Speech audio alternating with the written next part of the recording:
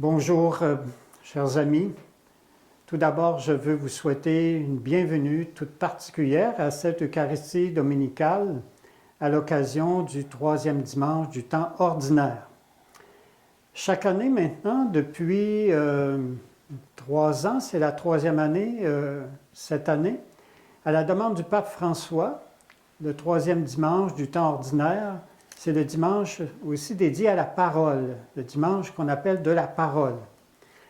Alors, d'une manière particulière, le pape François désire que ce dimanche consacré à la parole devienne aussi un événement pour chacun de nous pour porter une attention particulière à la parole de Dieu dans nos vies. Alors, diverses activités peuvent être faites en lien avec la parole de Dieu. Dans notre diocèse, cette année, alors dimanche le 23 à 19h30, sur Zoom, nous aurons un partage de la parole de Dieu en petits groupes, évidemment, mais autour du texte de la parole de Dieu, de l'Évangile de ce jour, que nous partagerons ensemble. Alors, le lien Zoom, évidemment, beaucoup de personnes ont reçu ce lien à travers notre diocèse pour pouvoir se retrouver à 19h30 ce dimanche, 23 janvier. Donc, une bienvenue à chacune de vous pour cette Eucharistie dominicale.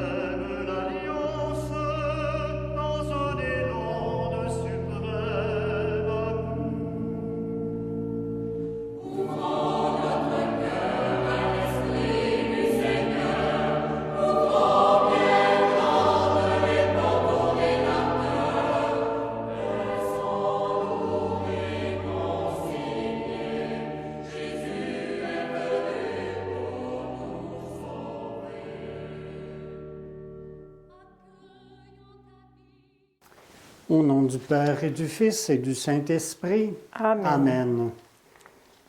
Que la paix et la joie du Seigneur soient toujours avec vous. Et avec votre esprit. Frères et sœurs, à chacune de nos célébrations eucharistiques, le Seigneur nous rassemble pour nous parler et nous inviter à sa table. Dans la foi, ouvrons nos cœurs à sa présence, qui nous fait revivre aujourd'hui en nous accordant son pardon. Seigneur Jésus, toi qui apportes la bonne nouvelle du salut aux pauvres, prends pitié de nous. Prends pitié de nous. Ô Christ, toi qui annonces aux aveugles qu'ils verront la lumière, prends pitié de nous. Prends pitié de nous.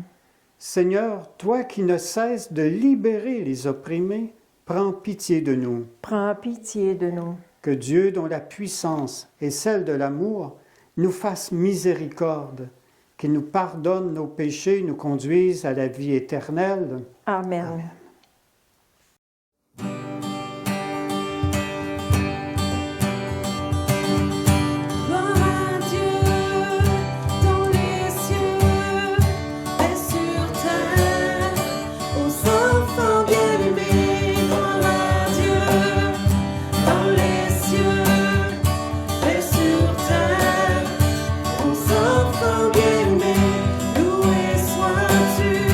Béni sois-tu.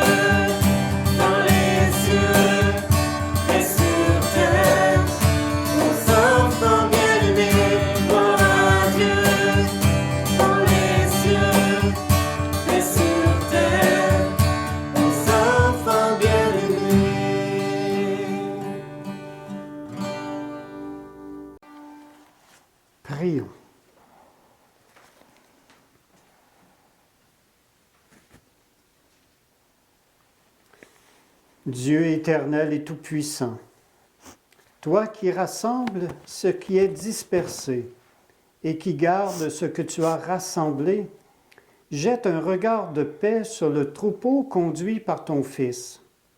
Accorde à ceux qu'un même baptême a consacrés d'être unis dans la plénitude de la foi et de demeurer en communion par le lien de la charité.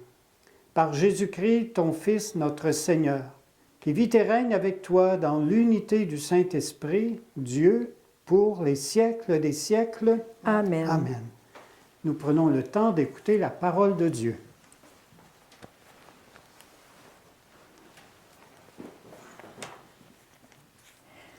Lecture du livre de Néhémie. En ces jours-là, le prêtre Esdras apporta le livre de la loi en présence de l'assemblée composée des hommes, des femmes et de tous les enfants en âge de comprendre. C'était le premier jour du 7e mois. Esdras, tourné vers la place de la porte des eaux, fit la lecture dans le livre, depuis le lever du jour jusqu'au midi, en présence des hommes, des femmes et de tous les enfants en âge de comprendre. Tout le peuple écoutait la lecture de la loi. Le scribe Esdras se tenait sur une tribune de bois construite tout exprès. Esdras ouvrit le livre, tout le peuple le voyait, et il dominait l'assemblée. Quand il ouvrit le livre, tout le monde se mit debout. Alors Esdras bénit le Seigneur, le Dieu très grand, et tout le peuple, levant les mains, répondit « Amen, Amen ». Puis ils s'inclinèrent et se prosternèrent devant le Seigneur, le visage contre terre. Esdras lisait un passage dans le livre de la loi de Dieu, puis les Lévites traduisaient, donnaient le sens et l'on pouvait comprendre. Néhémie, le gouverneur, Esdras qui était prêtre et scribe, et les Lévites qui donnaient les explications dirent à tout le peuple « Ce jour est consacré au Seigneur votre Dieu. Ne prenez pas le deuil, ne pleurez pas. » Car ils pleuraient tous en entendant les paroles de la loi. Esdras leur dit encore, « Allez, mangez des viandes savoureuses, buvez des boissons aromatisées et envoyez une part à celui qui n'a rien de près. Car ce jour est consacré à notre Dieu. Ne vous affligez pas, la joie du Seigneur est votre rempart. » Parole du Seigneur. Nous rendons gloire à Dieu. Tes paroles, Seigneur, sont l'esprit et la vie. Tes paroles, Seigneur, sont l'esprit et la vie. La loi du Seigneur est parfaite, qui redonne vie. La charte du Seigneur est sûre, qui rend sages les simples. Tes paroles, Seigneur, sont l'esprit et la vie. Les préceptes du Seigneur sont droits, ils réjouissent le cœur. Le commandement du Seigneur est limpide, il clarifie le regard. Tes paroles, Seigneur, sont l'esprit et la vie. La crainte qu'il inspire est pure, elle est là pour toujours. Les décisions du Seigneur sont justes et vraiment équitables. Tes paroles, Seigneur, sont l'esprit et la vie. Accueille les paroles de ma bouche, le murmure de mon cœur, qu'il parvienne devant toi, Seigneur, mon rocher, mon défenseur. Tes paroles, Seigneur, sont l'esprit et la vie. Lecture de la lettre de saint Paul apôtre aux Corinthiens. Prenons une comparaison. Le corps ne fait qu'un, il a pourtant plusieurs membres, et tous les membres, malgré leur nombre, ne forment qu'un seul corps. Il en est ainsi pour le Christ. C'est dans un unique esprit, en effet, que nous tous, juifs ou païens, esclaves ou hommes libres, nous avons été baptisés pour former un seul corps. Tous nous avons été désaltérés par un unique esprit. Le corps humain se compose non pas d'un seul, mais de plusieurs membres. Or, vous êtes le corps du Christ, et chacun, pour votre part, vous êtes membre de ce corps. Parole du Seigneur. Rendons grâce à Dieu.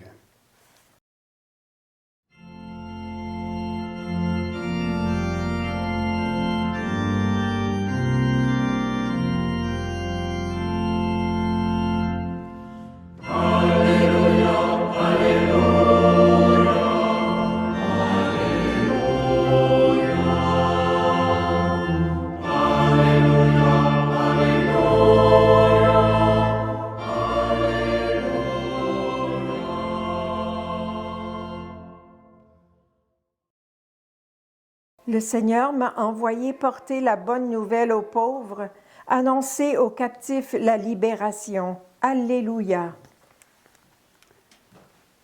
Le Seigneur soit avec vous. Avec votre esprit. Évangile de Jésus-Christ, selon saint Luc. Gloire à toi, Seigneur.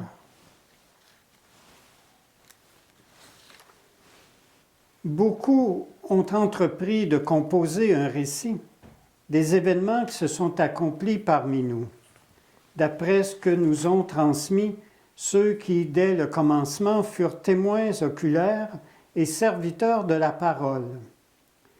C'est pourquoi j'ai décidé, moi aussi, après avoir recueilli avec précision des informations concernant tout ce qui s'est passé depuis le début, d'écrire pour toi, excellent Théophile, un exposé suivi afin que tu te rendes bien compte de la solidité des enseignements que tu as entendus. En ce temps-là, lorsque Jésus, dans la puissance de l'Esprit, revint en Galilée, sa renommée se répandit dans toute la région. Il enseignait dans les synagogues et tout le monde faisait son éloge. Il vint à Nazareth, où il avait été élevé. Selon son habitude, il entra dans la synagogue le jour du sabbat, et il se leva pour faire la lecture. On lui remit le livre du prophète Isaïe. Il ouvrit le livre et trouva le passage où il est écrit « L'Esprit du Seigneur est sur moi, parce que le Seigneur m'a consacré par l'onction. Il m'a envoyé porter la bonne nouvelle aux pauvres, annoncer aux captifs leur libération et aux aveugles qu'ils retrouveront la vue, remettre en liberté les opprimés, annoncer une année favorable accordée par le Seigneur. » Jésus referma le livre, le rendit aux servants et s'assit. Tous, dans la synagogue, avaient les yeux fixés sur lui. Alors il se mit à leur dire « Aujourd'hui s'accomplit ce passage de l'Écriture que vous venez d'entendre. » Acclamons la parole de Dieu. Louange à toi, Seigneur Jésus.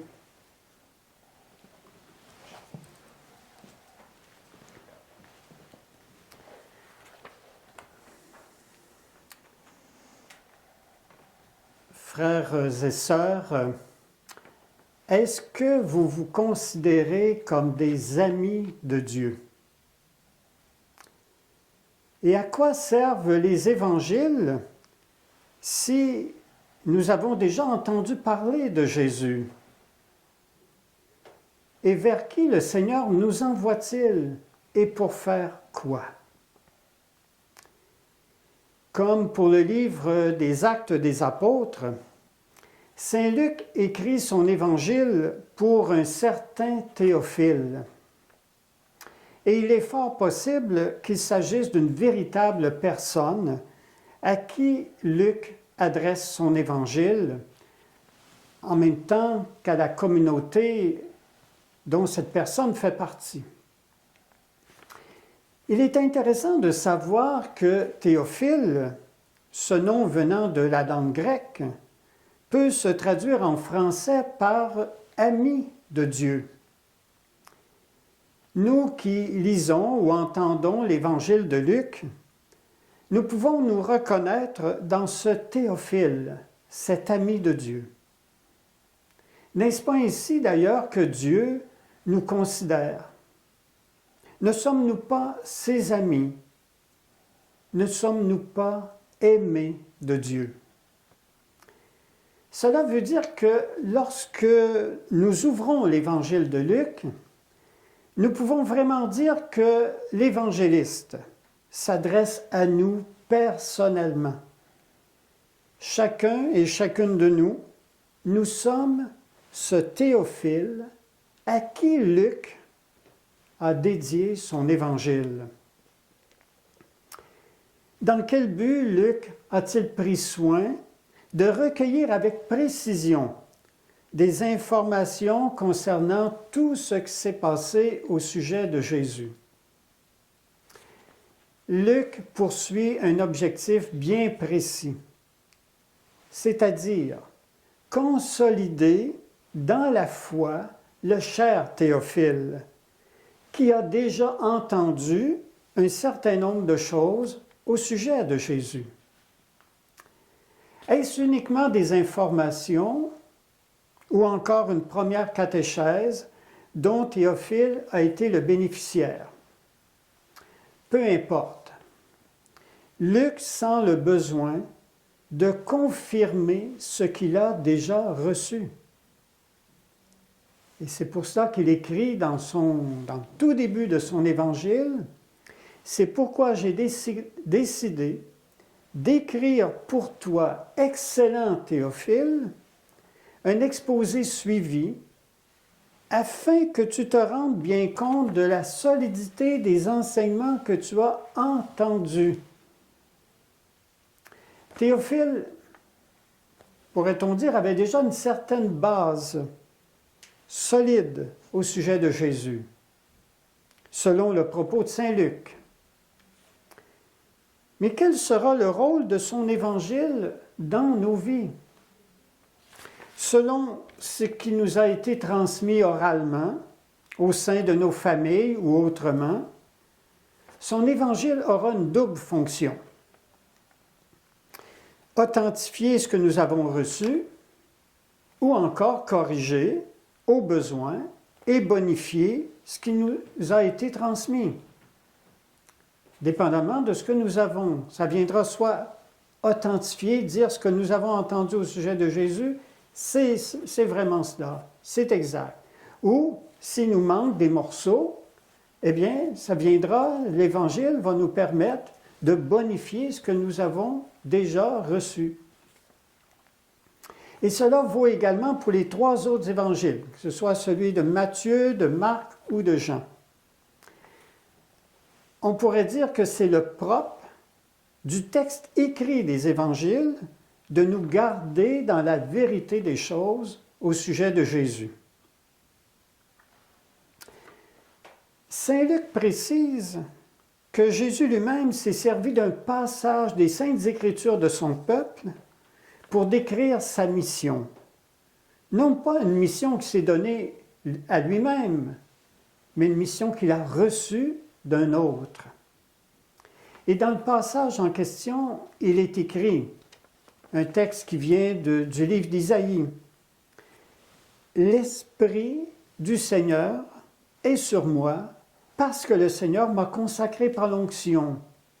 Il m'a envoyé. » Vous voyez, il m'a envoyé porter la bonne nouvelle aux pauvres, annoncer aux captifs leur libération et aux aveugles qu'ils retrouveront la vue, remettre en liberté les opprimés, etc.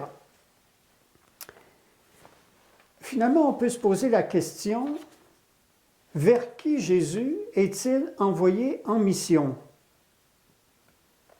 Et dans ce texte que nous venons d'entendre, il est fait mention des pauvres, des captifs, des aveugles, des opprimés.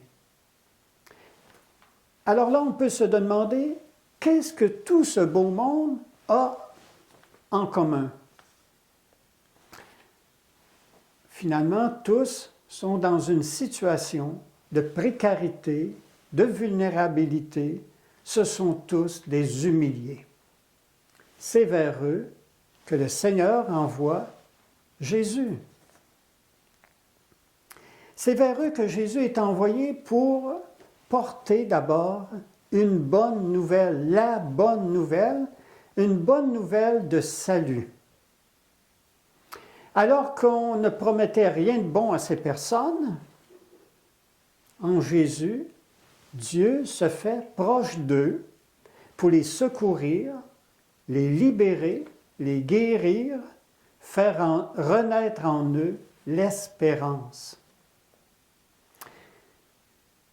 En lisant ce passage d'Évangile, nous aujourd'hui, quelle invitation Jésus me fait-il? Vers qui m'envoie-t-il pour être signe de sa présence bienveillante? Et quelle mission me confie-t-il auprès de ces personnes? Quelles sont aussi mes craintes face à une telle mission? Demandons au Seigneur de nous revêtir de son esprit, afin que nous puissions, nous aussi, agir dans la puissance de l'esprit pour nos frères et nos sœurs. On prend un moment dans notre cœur, justement, se laisser revisiter par cette parole, revoir peut-être les personnes vers qui le Seigneur nous envoie, lui demander de nous revêtir de son Esprit Saint.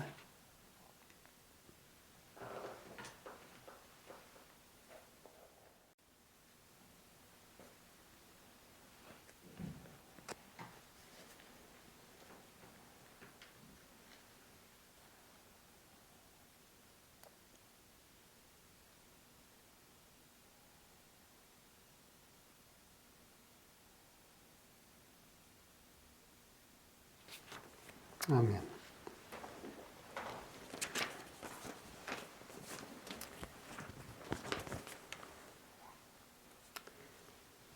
Nous allons professer la foi de l'Église à l'aide du grand symbole de Nicée-Constantinople. Je crois en un seul Dieu, le Père Tout-Puissant, Créateur du ciel et de la terre, de l'univers visible et invisible. Je crois en un seul Seigneur, Jésus-Christ, le Fils unique de Dieu, né du Père avant tous les siècles. Il est Dieu, né de Dieu, engendré, non pas créé, consubstantiel au Père, et par lui tout a été fait. Pour nous les hommes et pour notre salut, il descendit du ciel. Par l'Esprit Saint, il a pris chair de la Vierge Marie et s'est fait homme. Crucifié pour nous sous Ponce Pilate, il souffrit sa passion et fut mis au tombeau. Il ressuscita le troisième jour, conformément aux Écritures, et il monta au ciel. Il est assis à la droite du Père, il reviendra dans la gloire pour juger les vivants et les morts, et son règne n'aura pas de fin. Je crois en l'Esprit Saint, qui est Seigneur et qui donne la vie. Il procède du Père et du Fils. Avec le Père et le Fils, il reçoit même adoration et même gloire. Il a parlé par les prophètes. Je crois en l'Église, une, sainte, catholique et apostolique. Je reconnais un seul baptême pour le pardon des péchés. J'attends la résurrection des morts et la vie du monde à venir. Amen.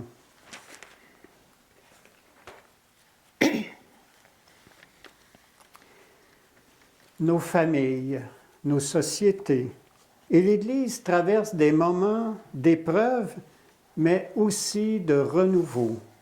Le Seigneur ne nous abandonne pas et il attend notre collaboration et notre prière confiante. Tournons-nous vers lui avec ferveur. Seigneur, écoute-nous. Seigneur, exauce-nous. Pour que les responsables des diverses églises continuent de proclamer au monde la bonne nouvelle du salut aux pauvres, prions le Seigneur.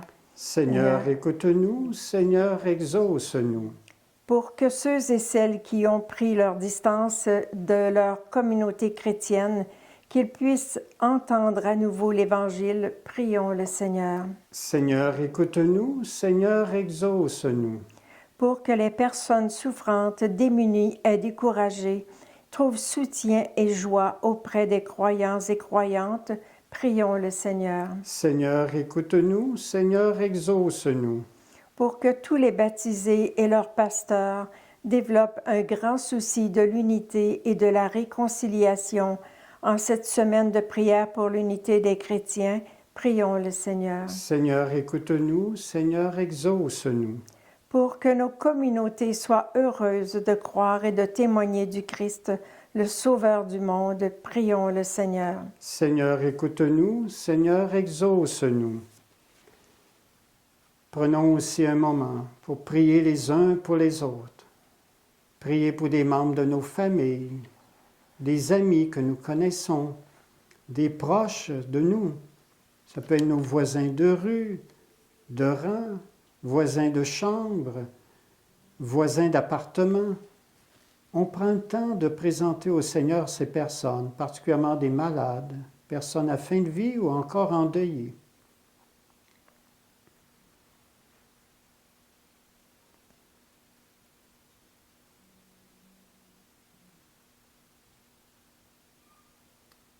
Prions le Seigneur. Seigneur, écoute-nous. Seigneur, exauce-nous. Seigneur, que ta parole s'accomplisse aujourd'hui en tous ceux et celles pour qui nous te prions. Sois leur lumière et leur paix, dès maintenant et pour les siècles des siècles. Amen. Amen.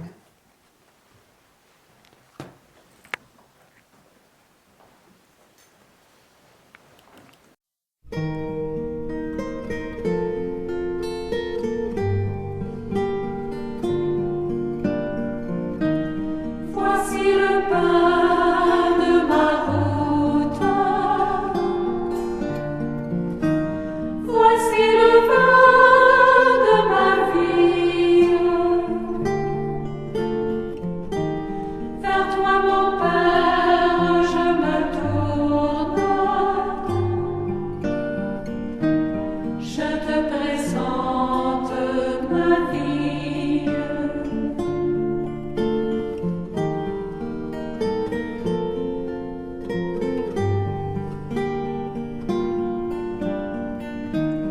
Voici le pain de mes souffrances. Voici le vin de mes joies. En toi, mon Père, j'ai confiance. Je te présente ma vie. Je te présente ma vie.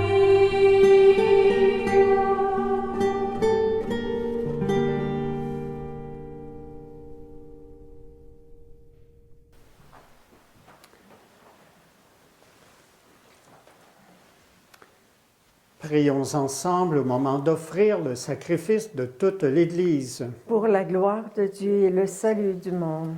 Accueille avec bienveillance nos présents.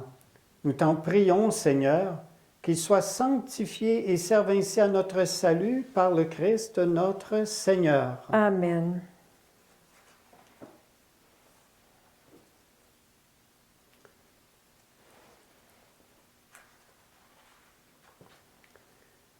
Le Seigneur soit avec vous. Et avec votre esprit. Élevons notre cœur. Nous le tournons vers le Seigneur. Rendons grâce au Seigneur notre Dieu. Cela est juste et bon. Vraiment, il est juste et bon pour ta gloire et notre salut de t'offrir notre action de grâce toujours et en tout lieu. Seigneur, Père très saint, Dieu éternel et tout-puissant, nous reconnaissons le signe de ton immense gloire quand tu portes secours à la faiblesse humaine par ta puissance divine, mais plus encore quand ton Fils prend notre condition mortelle pour nous guérir de la mort. Ainsi, tu fais de notre existence périssable un passage vers le salut par le Christ notre Seigneur. Par lui, les anges adorent ta majesté et se réjouissent en ta présence à jamais. À leur hymne de louange, laisse-nous joindre nos voix pour chanter et proclamer.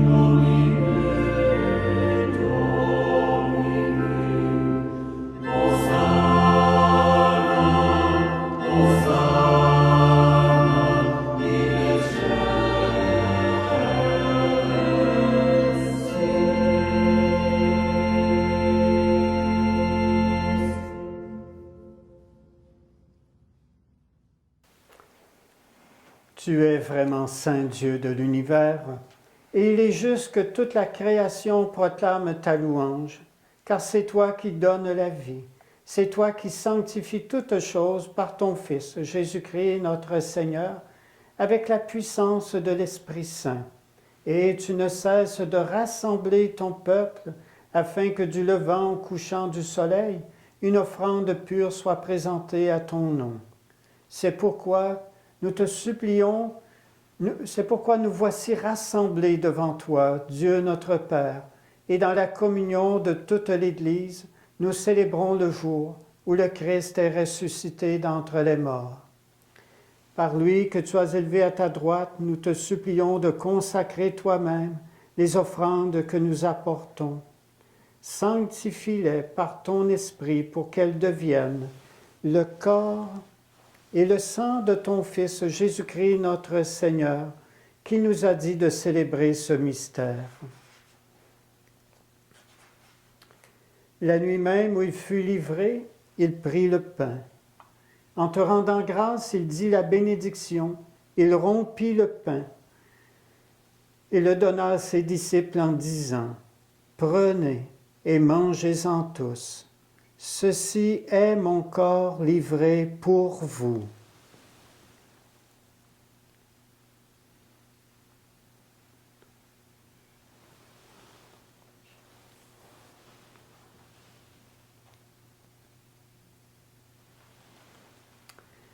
De même, après le repas, il prit la coupe.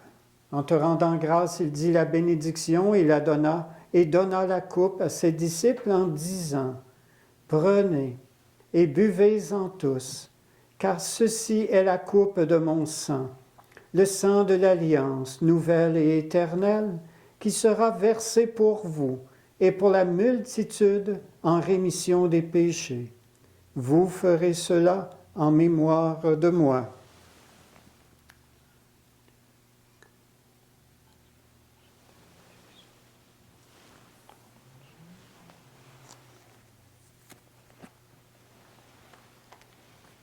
Il est grand, le mystère de la foi. Nous annonçons ta mort, Seigneur Jésus. Nous proclamons ta résurrection. Nous attendons ta venue dans la gloire. En faisant ainsi de ton Fils, de sa passion qui nous sauve, de sa glorieuse résurrection et de son ascension dans le ciel, alors que nous attendons son dernier avènement, nous t'offrons, Seigneur, en action de grâce, ce sacrifice vivant et saint. Regarde, nous t'en prions, l'oblation de ton Église, et daigne y reconnaître ton Fils qui, selon ta volonté, s'est offert en sacrifice, pour nous réconcilier avec toi.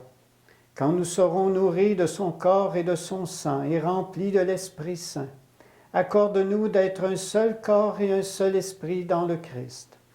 Que l'Esprit Saint fasse de nous une éternelle offrande à ta gloire, pour que nous obtenions un jour l'héritage promis avec tes élus. En premier lieu, la bienheureuse Vierge Marie, Mère de Dieu, avec Saint Joseph, son époux, les bienheureux apôtres, les glorieux martyrs, et tous les saints qui ne cessent d'intercéder auprès de toi et nous assurent de ton secours. Et maintenant, nous te supplions, Seigneur, par le sacrifice qui nous réconcilie avec toi, étends au monde entier le salut et la paix. Affermis ton Église en pèlerinage sur la terre, dans la foi et la charité, en union avec ton serviteur, notre pape François, et notre évêque Gilles. L'ensemble des évêques, les prêtres, les diacres, et tout le peuple que tu as racheté. Écoute en ta bonté les prières de ta famille, que tu as voulu rassembler devant toi. Dans ta miséricorde, ramène à toi, Père très aimant, tous tes enfants dispersés. Pour nos frères et sœurs défunts, et pour tous ceux qui ont quitté ce monde et trouvent grâce devant toi, nous te prions. En ta bienveillance, accueille-les dans ton royaume, où nous espérons être comblés de ta gloire, tous ensemble et pour l'éternité, par le Christ notre Seigneur, par qui tu donnes au monde toute grâce et tout bien. Par lui, avec lui et en lui, à toi, Dieu le Père Tout-Puissant, dans l'unité du Saint-Esprit, tout honneur et toute gloire pour les siècles des siècles. Amen.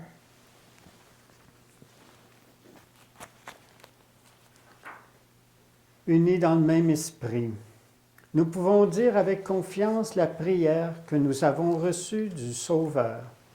Notre Père, qui es aux cieux, que ton nom soit sanctifié, que ton règne vienne, que ta volonté soit faite sur la terre comme au ciel. Donne-nous aujourd'hui notre pain de ce jour. Pardonne-nous nos offenses comme nous pardonnons aussi à ceux qui nous ont offensés. Et ne nous laisse pas entrer en tentation, mais délivre-nous du mal. Délivre-nous de tout mal, Seigneur, et donne la paix à notre temps.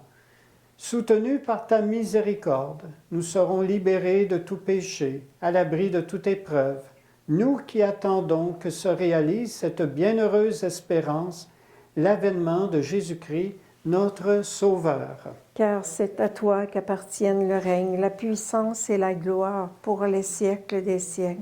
Seigneur Jésus-Christ, tu as dit à tes apôtres, « Je vous laisse la paix, je vous donne ma paix. Ne regarde pas nos péchés, mais la foi de ton Église. Pour que ta volonté s'accomplisse, donne-lui toujours cette paix et conduis-la vers l'unité parfaite, toi qui vis et règnes pour les siècles des siècles. » Amen. Que la paix du Seigneur soit toujours avec vous. Et avec votre esprit.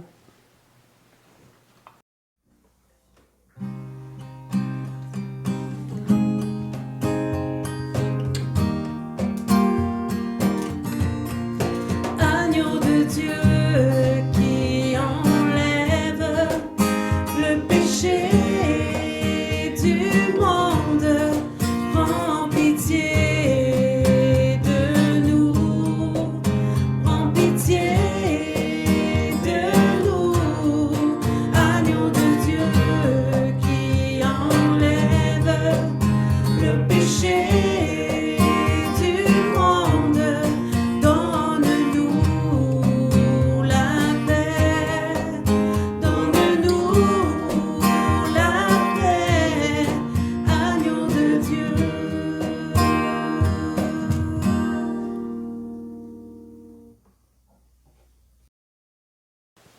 Voici l'agneau de Dieu. Voici celui qui enlève les péchés du monde.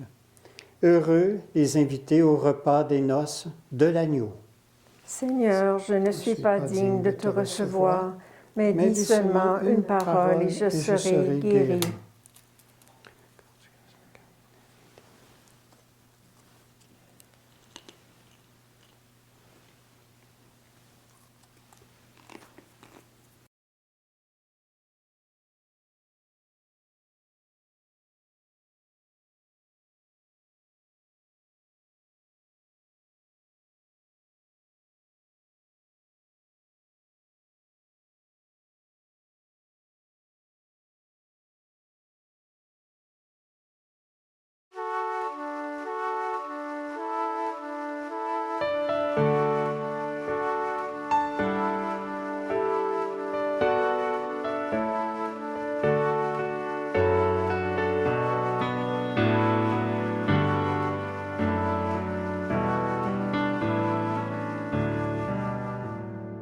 L'Esprit du Seigneur est sur moi, parce que le Seigneur m'a consacré par l'onction.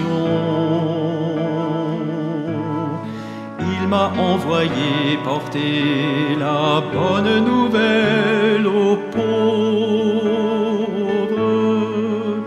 annoncer aux captifs leur libération et aux aveugles qu'ils retrouveront la vue, remettre en liberté les opprimés, annoncer une année favorable accordée par le Seigneur.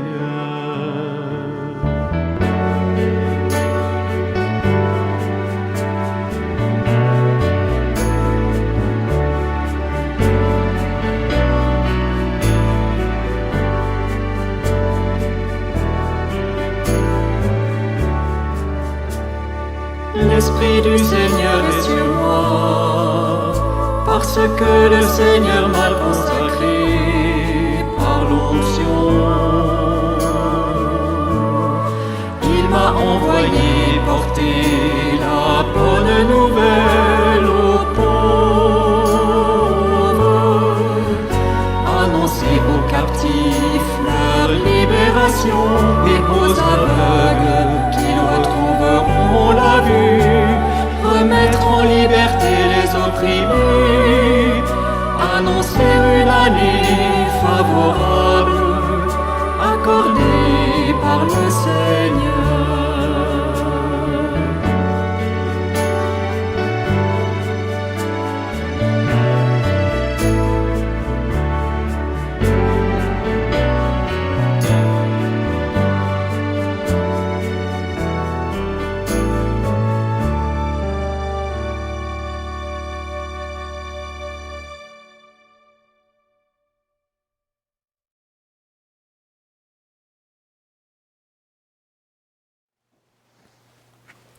Prions. Cette communion est un mystère, Seigneur, préfigure l'union des fidèles en toi. Fais qu'elle produise un fruit d'unité dans ton Église, par le Christ notre Seigneur. Amen. Le Seigneur soit avec vous. Et avec votre esprit. Et que Dieu Tout-Puissant vous bénisse, le Père, le Fils et le Saint-Esprit. Amen. Allez dans la paix du Christ. Nous rendons grâce à Dieu.